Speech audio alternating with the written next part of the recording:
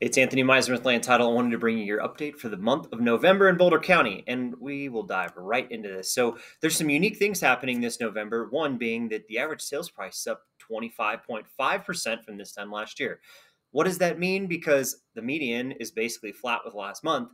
What it means is the composition of sales has dramatically changed from last November to this November. And we were starting to see that in October as well. So let's dive a little bit more into that. We can understand a little bit better what's happening. But I think if you look at the median, you can see stability is really what I'm seeing in the pricing in Boulder County right now.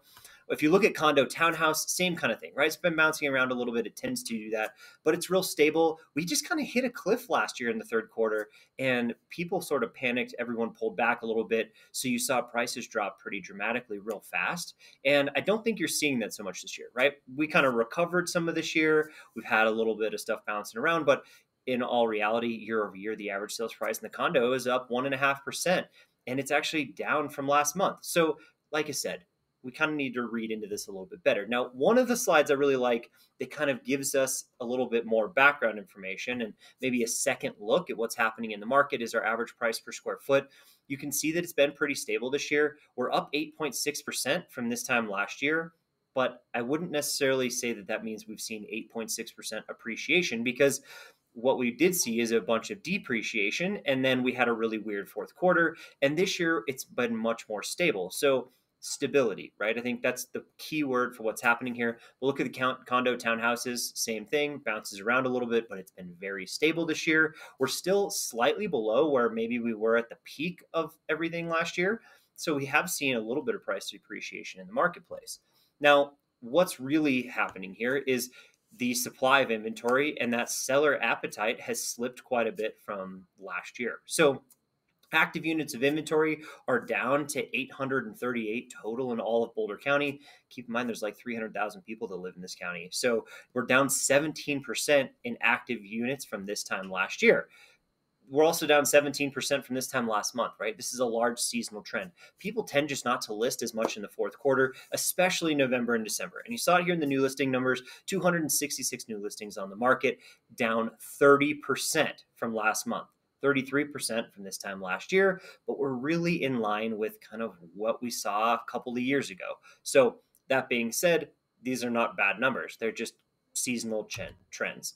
Now, the big difference being, what are buyers doing, right? So buyers have been kind of in control of this market right now, right? Low supply, low buyers. So when buyers come to the market to purchase, they actually seem to have more control, more power than our month supply of inventory would indicate, right? 2.6 months of inventory in all lengths of the imagination would say that this is a seller's market.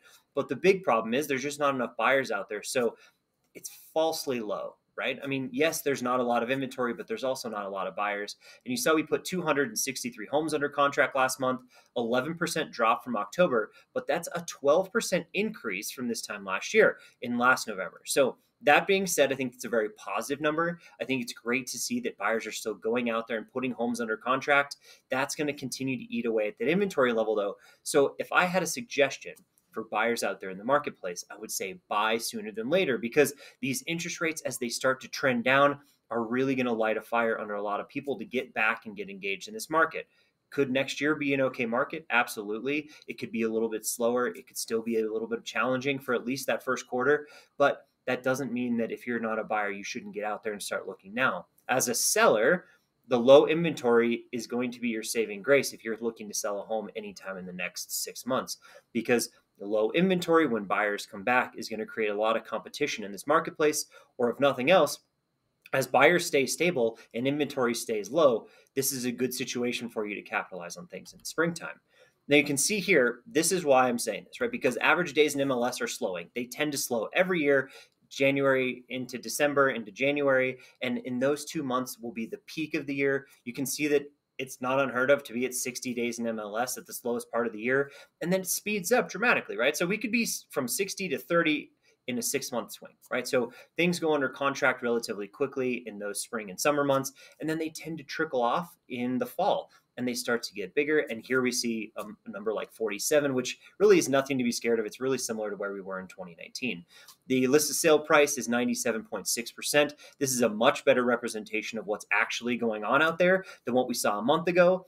So that 1% drop is nothing to be scared of, but it feels more like what I'm hearing from all of you out there in the marketplace. The big thing this doesn't take into account for is price drops or seller concessions. Expect 40+% of deals are going to have seller concessions on top of this. So it's misrepresented a little bit here. And this number is actually quite a bit lower than what the data suggests. So if you have questions, you have concerns about this stuff, you want local market data, don't forget to reach out to me.